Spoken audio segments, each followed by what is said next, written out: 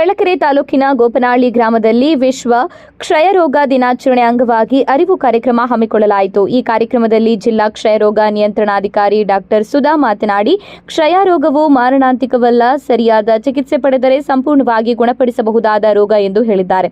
ಸರ್ಕಾರಿ ಆಸ್ಪತ್ರೆಗಳಲ್ಲಿ ಕ್ಷಯರೋಗದ ಪತ್ತೆ ಮತ್ತು ಚಿಕಿತ್ಸೆ ಸಂಪೂರ್ಣ ಉಚಿತವಾಗಿದ್ದು, ವಿಶ್ವ ಆರೋಗ್ಯ ಸಂಸ್ಥೆಯ ಮಾರ್ಗಸೂಚಿಯಂತೆ 6 ತಿಂಗಳ ಕಾಲ ಚಿಕಿತ್ಸೆ ನೀಡಲಾಗುತ್ತದೆ ಎಂದು ತಿಳಿಸಿದ್ದಾರೆ. ಚಿಕಿತ್ಸೆ ಪಡೆಯುವ ರೋಗಿಗಳಿಗೆ ಪೌಷ್ಟಿಕ ಆಹಾರಕ್ಕಾಗಿ ಸರ್ಕಾರದಿಂದ ಪ್ರತಿ ತಿಂಗಳು ₹1,000 ನೇರವಾಗಿ ಬ್ಯಾಂಕ್ ಖಾತೆಗೆ ಜಮೆ ಮಾಡಲಾಗುತ್ತದೆ ಎಂದಿದ್ದಾರೆ.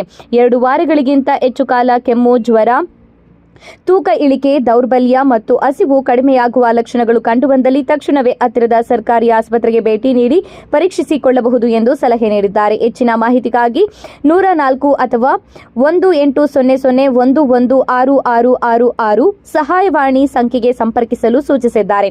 ಕಾರ್ಯಕ್ರಮದಲ್ಲಿ ಡಾಕ್ಟರ್ ಬಿಂದುಶ್ರೀ, ಡಾಕ್ಟರ್ ರೂಪಾ ಸೇರಿದಂತೆ ವೈದ್ಯರು ಭಾಗವಹಿಸಿದ್ರು. ಜೀನ್ ಪೌಡರ್ ವಿತರಣೆ ಮಾಡಲಾಯಿತು. ಈ ವೇಳೆ ಆಶಾ ಕಾರ್ಯಕರ್ತೆಯರು, ಅಂಗನವಾಡಿ ಕಾರ್ಯಕರ್ತೆಯರು, ಆಸ್ಪತ್ರೆ ಸಿಬ್ಬಂದಿ ಹಾಗೂ ಗ್ರಾಮಸ್ಥರು ಉಪಸ್ಥಿತರಿದ್ದರು. ತಗೊಂಡ ತಕ್ಷಣ ನಮ್ಮಲ್ಲಿ ಕೋವಿಡ್ ಬಂದ ತಕ್ಷಣ ನಮ್ಗೆ ಏನಾಗ್ತಿತ್ತು, ರೋಗ ಲಕ್ಷಣಗಳು ಕಾಣಿಸ್ಕೊಂಡ್ಬಿಡ್ತಿದ್ವು. ಕೆಮ್ಮು, ನೆಗಡಿ, ಜ್ವರ ಬಂದ್ಬಿಡೋದು. ಸೊ ಕೋವಿಡ್ ಬಂತು ಅಂತ ಹೇಳಿ ನಾವು ಅದಕ್ಕೆ ಏನ್ ಬೇಕೋ ಚಿಕಿತ್ಸೆಯನ್ನ ಮಾಡ್ಬೋದಾಗಿತ್ತು. ಆದ್ರೆ ಇದು ಆಗಲ್ಲ, ಗೊತ್ತಾಯ್ತಾ? ಇದು ನಾವು ಕೆಮ್ಮಿದಾಗ ಅಕಸ್ಮಾತ್ ನಮ್ಮಲ್ಲಿ ರೋಗ ಇದೆ ಅಂತಂದ್ರೆ, ನಾವು ರೋಗಿಗಳಾಗಿದ್ದೀವಿ ಅಂದ್ರೆ, ನಾವು ಕೆಮ್ಮದಾಗ, ಸೀನದಾಗ ಅದು ಗಾಳಿಯಲ್ಲಿ ಸೇರ್ಕೊಳ್ಳುತ್ತೆ. ಬ್ಯಾಕ್ಟೀರಿಯಾ ಕಣ್ಣಿಗೆ ಕಾಣಿಸಲ್ಲ, ಅದು ಯಾರಿಗೂ ಗೊತ್ತಾಗೋದಿಲ್ಲ. ಎಲ್ಲರೂ ಒಂದೇ ಗಾಳಿನೇನಾ ಉಸಿರಾಡೋದು? ಒಬ್ಬೊಬ್ರಿಗೆ ಒಂದೊಂದು ಗಾಳಿ ಇರುತ್ತಾ? ಇಲ್ಲ. ದೇವರು ಕೊಟ್ಟಿರೋದು ಪ್ರಕೃತಿಯಲ್ಲಿ ಒಂದೇ ಗಾಳಿ, ಒಂದೇ ನೀರು, ಎಲ್ಲರೂ ಅದನ್ನೇ ಬಳಸ್ತಾ ಇದೀವಿ, ಹೌದಾ? ಇಲ್ಲ. ಹಾಗಾಗಿ ಅದೇನಾಗುತ್ತೆ, ದೇಹದ ಒಳಗೆ ಹೋಗ್ಬಿಡತ್ತೆ. ಹೋದ ತಕ್ಷಣ ಕೋವಿಡ್ ತರ ನಮ್ಗೆ ರೋಗ ಲಕ್ಷಣಗಳು ಕಾಣಿಸ್ತಾವ? ಇಲ್ಲ, ಅದು ಒಳಗಡೆನೇ ಇರತ್ತೆ, ಗೊತ್ತಾಯ್ತಾ? ನನ್ನ ಮಗನೇ, ಆಡು ನಿನ್ನ ಆಟಗಳನ್ನೆಲ್ಲ ಆಡು, ನನಗೆ ಗೊತ್ತಾಯ್ತು. ಯಾವಾಗ ನಿನ್ನ ಮೇಲೆ ನಾನು ಆಕ್ರಮಣ ಮಾಡ್ಬೇಕು ಅವಾಗ ಮಾಡ್ತೀನಿ ಅಂತೇಳಿ ಒಳಗಡೆನೇ ಸುಮ್ಮನೆ ಇದ್ಬಿಟ್ಟು, ಯಾವಾಗ ನಮ್ಮಲ್ಲಿ ರೋಗ ನಿರೋಧಕ ಶಕ್ತಿ ಕಡಿಮೆ ಆಗುತ್ತಲ್ಲ, ವಯಸ್ಸಾದಂಥವ್ರಿಗೆ, ಆಮೇಲೆ ಮಕ್ಕಳಲ್ಲಿ, ಆಮೇಲೆ ಪೌಷ್ಟಿಕ ಆಹಾರ ತಿನ್ನದೆ ಅನಿಮಿಯಾ ಅಂತ ಬರುತ್ತಲ್ಲ ಅಂಥವರಲ್ಲಿ, ರಕ್ತವೃದ್ಧಿ ಇಲ್ಲದೆ ಕಾಯಿಲೆಗಳು ಬರ್ತಾವಲ್ಲ ಅಂಥವರಿಗೆ, ಆಮೇಲೆ ಕೆಟ್ಟ ಚಟಗಳನ್ನ ಕಲಿತಿರ್ತಾರಲ್ಲ, ಬೀಡಿ ಸೇದೋದು, ಸಿಗರೇಟ್ ಸೇದೋದು, ಆಮೇಲೆ ನಮ್ಮ ಹೆಣ್ಣು ಮಕ್ಕಳು ಏನಾದ್ರೂ ಕೆಲಸ ಮಾಡ್ಬೇಕಾದ್ರೆ ಹೊಗೆ ಕಡ್ಡಿ ತೆಗಿಯೋದು ಎಲ್ಲದಕ್ಕೆ ಜೊತೆಗೆ ಮಾಡ್ತಿರ್ತಾರಲ್ಲ, ಅಂಥವ್ರಲ್ಲಿ ಏನಾಗುತ್ತೆ, ರೋಗ ನಿರೋಧಕ ಶಕ್ತಿ ಕಡಿಮೆ ಆಗುತ್ತಲ್ಲ, ಅಂಥವ್ರಲ್ಲಿ ಇದೇನ್ ಮಾಡುತ್ತೆ, ತನ್ನ ಒಂದು ಆಕ್ರಮಣವನ್ನ ಶುರು ಮಾಡುತ್ತೆ. ಅವಾಗ್ಲೇ ನಿಮಗೆ ಅದು ಒಳಗೆ ಎಷ್ಟು ವರ್ಷ ಇದ್ರೂ ಕೂಡ ನಿಮ್ಗೆ ಏನಾಗಲ್ಲ. ನೀವು ಚೆನ್ನಾಗಿದ್ದೀರಾ, ಊಟ ತಿಂಡಿ ಮಾಡ್ಕೊಂಡು ಚೆನ್ನಾಗಿದ್ದೀರಾ, ರೋಗ ನಿರೋಧಕ ಶಕ್ತಿ ನಿಮ್ಮಲ್ಲಿ ಇದೆ ಅಂದ್ರೆ ಅದೇನು ಮಾಡಲ್ಲ ನಿಮ್ಮನ್ನ. ಯಾವಾಗ ನಿಮ್ಮಲ್ಲಿ ದೇಹದಲ್ಲಿ ಶಕ್ತಿ ಕುಂದುತ್ತಲ್ಲ, ಅವಾಗ ಇದು ನಿಮ್ಮ ಮೇಲೆ ಯುದ್ಧ ಮಾಡಲಿಕ್ಕೆ ಶುರು ಮಾಡ್ತದೆ. ಅವಾಗ ಇದು 1ರಿಂದ 2, 2ರಿಂದ 4 ಈ ತರ ಜಾಸ್ತಿ ಆಗ್ತಾ ಹೋಗಿ ನಿಮ್ಮಲ್ಲಿ ಏನಾಗುತ್ತೆ, ರೋಗ ಲಕ್ಷಣಗಳು ಕಾಣಿಸುತ್ತೆ ಅಂತ ಮೇಡಮ್ ಹೇಳಿದ್ರು. ನಿಮ್ಗೆ ವಯಸ್ಸು ಬೇರೆ ಆಗಿರುತ್ತೆ ಅಲ್ವಾ, ನಿಮ್ಮಲ್ಲಿ ಆಗಲೇ ಮೈಯಲ್ಲಿ ಶಕ್ತಿ ಕಡಿಮೆ ಆಗಿರುತ್ತೆ, ರೋಗ ಲಕ್ಷಣಗಳು ಶುರುವಾಗತ್ತೆ.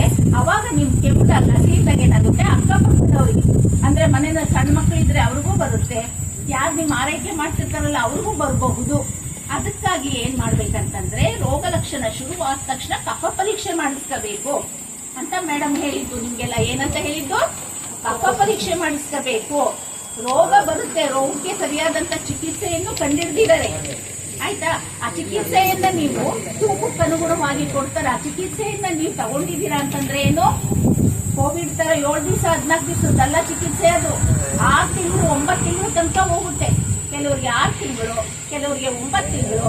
ಇನ್ನು ಏನಾದ್ರೂ ರೋಗ ನಿರೋಧಕ ಶಕ್ತಿ ಕಡಿಮೆ ಇದ್ದು, ಆಯ್ತಾ, ಅದರಲ್ಲಿ ರೆಸಿಸ್ಟೆನ್ಸ್ ಅಂತ ನಮ್ಮ ಡ್ರಗ್ಸ್ ಗಳಿಗೆ ಅಂದ್ರೆ ನಾವು ತಗೊಳ್ಳೋ ಔಷಧಗಳಿಗೆ ರೆಸಿಸ್ಟೆನ್ಸ್ ಬಂತಪ್ಪ ಆ ಬ್ಯಾಕ್ಟೀರಿಯಾಗೆ ಅಂತಂದ್ರೆ ಇನ್ನೂ ಜಾಸ್ತಿ ಆಗತ್ತೆ. 9 ತಿಂಗಳಲ್ಲ, 1 ವರ್ಷದ ತನಕನೂ ಹೋಗ್ಬಹುದು. ಆದ್ರೆ ನೀವು ಅಷ್ಟೇ ಸಮಾಧಾನವಾಗಿ ನಮ್ಮ ಜೊತೆಗೆ ಸಹಕರಿಸಬೇಕು. ಟ್ರೀಟ್ಮೆಂಟ್ ಇದೆ. ಕ್ಷಯ ಬಂತು ಅಂದ ತಕ್ಷಣ ನಾವೆಲ್ಲ ಸತ್ತೋಗಲ್ಲ, ಆಯ್ತಾ? ಭಯ ಪಡಬಾರ್ದು. ಏನ್ ಮಾಡ್ಬೇಕು, ಸಕಾಲಕ್ಕೆ ಬಂದ್ಬಿಟ್ಟು ರೋಗವನ್ನ, ಇಂಥ ರೋಗ ಅಂತ ಕಂಡಿಡಿದ ನಂತರ ಅವ್ರು ಹೇಳ್ತಾರೆ, ಇಂಥ ರೋಗ ಅಂತ ಗೊತ್ತಾದ ನಂತರ ಏನ್ ಮಾಡ್ಬೇಕು, ಟ್ರೀಟ್ಮೆಂಟ್ ಅನ್ನ ಕರೆಕ್ಟ್ ಆಗಿ ಮೇಡಮ್ ಅಲ್ಲಿ ಹೇಳಿದಾಗೆ ಟ್ರೀಟ್ಮೆಂಟ್ ಅನ್ನ ತಗೋಬೇಕು. ಟ್ರೀಟ್ಮೆಂಟ್ ತಗೊಳಕ್ ಯಾರು ಬರ್ಬೇಕು, ಯಾರು ತಗೋಬೇಕು ಟ್ರೀಟ್ಮೆಂಟ್? ನೀವೇ ತಗೋಬೇಕು. ಯಾರು ರೋಗಿಗಳು ಇರ್ತಾರಲ್ಲ ಅವರೇ ತಗೋಬೇಕು. ನಿಮ್ಮ ಮಕ್ಕಳು ಇನ್ಯಾರೋ ನಿಮ್ಮ ಮೊಮ್ಮಗನು ಬಂದು ತಗೊಂಡ್ರೆ ಅದು ಅವರಿಗೆ ವಾಸಿ ಆಗಲ್ಲ, ನಿಮಗೆ ನೀವೇ ತಗೋಬೇಕು. ಆದ್ರಿಂದ ಒಂದು ದಿವಸನು ಬಿಡದಿದ್ದಂಗೆ ಈ ಒಂದು ಮಾತ್ರೆಗಳನ್ನ ನೀವು ಇಲ್ಲಿ ಬಂದು ಅಥವಾ ನಿಮ್ಮ ಆಶಾ ಕಾರ್ಯಕರ್ತರು ನಿಮ್ಮ ಮನೆ ಹತ್ರನೇ ಬಂದು ಕೊಡ್ತಾರೆ, ನೀವು ತಗೋಬೇಕು. ಒಂದು ದಿವಸನು ಮಿಸ್ ಮಾಡ್ತಿದ್ದಂಗೆ 6 ತಿಂಗಳು ಇಲ್ಲ 9 ತಿಂಗಳು. ಆಮೇಲೆ ಮೇಡಮ್ ಹೇಳಿದ್ರು ಶ್ವಾಸಕೋಶಕ್ಕಷ್ಟೇ ಅಲ್ಲ ಬೇರೆ ಬೇರೆ ಅಂಗಗಳಿಗೂ ಬರುತ್ತೆ ಅಂತಂದ್ರು, ಹೌದಿಲ್ಲ? ಮಿದುಳಿಗೆ ಬರ್ಬೋದು, ಬೆನ್ನು ಮೂಳೆಗೆ ಬರ್ಬೋದು, ಮೊಣಕಾಲಿಗೆ ಬರ್ಬೋದು, ಒಳಗಡೆ ಇರುವಂತಹ ಅಂಗಾಂಗಗಳಿಗೆ ಬರ್ಬೋದು. ಗೊತ್ತಾಯ್ತಾ? ಅಕಸ್ಮಾತ್ ಏನಾದ್ರೂ ಚಿಕ್ಕ ವಯಸ್ಸಿನಲ್ಲಿ ಅಜ್ಜ ಅಜ್ಜಿಗಿದ್ದು ಮನೆಯಲ್ಲಿ ಹೆಣ್ಮಕ್ಳಿದ್ದು ಅವರಿಗೆ ಒಳಗಡೆ ಹೋಗಿ ಸೇರ್ಕೊಂಡಿದ್ರೆ ಬಂದೆತನ ಬರ್ಬೋದು, ಅವ್ರಿಗೆ ಮಕ್ಕಳಾಗದೆ ಇರ್ಬೋದು. ಮದುವೆ ಆಗಿ 1 ವರ್ಷಕ್ಕೆ ತೊಟ್ಟು ತುಂಬಬೇಕಲ್ಲ, ಅದಾಗದೆ ಹೋಗ್ಬೋದು. ಹಾಗಾಗಿ ಅವರಿಗೆ ಅಂತ ಹಂಗೇನಾದ್ರೂ ಇದ್ರೆ ನಿಮ್ಮ ಮೊಮ್ಮಕ್ಕಳಿಗೆ ಮಕ್ಕಳಾಗದೆ ಹೋದ್ರೆ, ಮದುವೆ 3 ವರ್ಷ ಆದ್ರೂ ಮಕ್ಕಳಾಗದೆ ಹೋದ್ರೆ ಈ ಒಂದು ರೋಗ ಇದೆಯಾ ಅಂತ ನೀವು ಟೆಸ್ಟ್ ಮಾಡಿಸ್ಬೇಕು. ಅದಕ್ಕೆ ಕಫ ಪರೀಕ್ಷೆ ಮಾಡಿಸಲ್ಲ, ಬೇರೆ ಬೇರೆ ಆದಂತಹ ಪ್ರಯೋಗಗಳನ್ನ ಮಾಡ್ತಾರೆ ಪ್ರಯೋಗಶಾಲೆಗಳಲ್ಲಿ. ಅವರಿಗೆ MRI ಅಂತ ಬಂದಿದೆ, ಸ್ಕ್ಯಾನಿಂಗ್ ಅಂತ ಬಂದಿದೆ, ಮಾಡಿ ನೋಡಿ ಇಂಥ ಕಾಯಿಲೆ ಅಂತ ಹೇಳ್ತಾರೆ. ಅವಾಗ ಅವ್ರಿಗೆ ಟ್ರೀಟ್ಮೆಂಟ್ ತಗೊಂಡ್ರೆ ಮಕ್ಕಳಾಗುತ್ತೆ. ಆಯ್ತಾ? ಈ ತರ ಬೇರೆ ಬೇರೆ ಕಾಯಿಲೆಗಳು ಕೂಡ ಬರ್ಬೋದು. ಅದಕ್ಕೇನು ಟ್ರೀಟ್ಮೆಂಟ್ ಒಂದ್ ಸ್ವಲ್ಪ ಜಾಸ್ತಿ ಇರುತ್ತೆ. 6 ತಿಂಗಳೇ ಇರಲ್ಲ, 9 ತಿಂಗಳಾಗ್ಬೋದು, 1 ವರ್ಷ ಆಗ್ಬೋದು, 1 ವರ್ಷ ಆಗ್ಬೋದು. ಆಯ್ತಾ? ಒಂದೊಂದು ಕಾಯಿಲೆಗೆ ಒಂದೊಂದ್ ತರ ಟ್ರೀಟ್ಮೆಂಟ್ ಅನ್ನ ಕೊಡ್ತಾರೆ. ಗೊತ್ತಾಯ್ತಾ? ಹಾಗಾಗಿ ನೀವು ಏನ್ ಮಾಡ್ಬೇಕಪ್ಪ ಅಂತಂದ್ರೆ, ಮೇಡಮ್ ಆಗ್ಲೇ ಹೇಳಿದ್ರು, ಬೇಗ ಬಂದು ತೋರಿಸ್ಕೋಬೇಕು. ರೋಗ ಲಕ್ಷಣಗಳು ಶುರುವಾದ ತಕ್ಷಣ ಬಂದ್ಬಿಟ್ಟು ತೋರಿಸ್ಕೊಂಡು ಇಂಥ ರೋಗ ಅಂತ ಗೊತ್ತಾದ ತಕ್ಷಣ ಟ್ರೀಟ್ಮೆಂಟ್ ಅನ್ನ ತಗೋಬೇಕು. ಜೊತೆಗೆ ನಿಮ್ಮ ಮನೇಲಿ ಇರ್ತಾರಲ್ಲ ಅವರಿಗೂ ಪರೀಕ್ಷೆ ಮಾಡಿಸ್ಬೇಕು. ಗೊತ್ತಾಯ್ತಾ? ನೀವು ಜೊತೆಗೆ ಇರ್ತೀರಾ, ಜೊತೆಗೆ ಬಹಳ ದಿವಸದಿಂದ ಇರ್ತೀರಾ. ಸಣ್ಣ ಮಕ್ಕಳೆಲ್ಲ ನೋಡು ಅಜ್ಜನ ಮೇಲೆ ಆ ಮೊಮ್ಮಗು ಕುತ್ಕೊಂಡಿರುತ್ತೆ, ಅಜ್ಜನ ಜೊತೆಗೆ ಓಡಾಡ್ತಿರುತ್ತೆ. ನಾವು ಇಲ್ಲಪ್ಪ ನಾವು ಬೇಗ ಅವ್ರಪ್ಪ ಅಜ್ಜಿ ತಾತನ ಮನೆ ಕಳಿಸ್ಬಿಟ್ಟಿದೀವಿ ಅಂತಾರೆ ತಂದೆ ತಾಯಿಗಳು.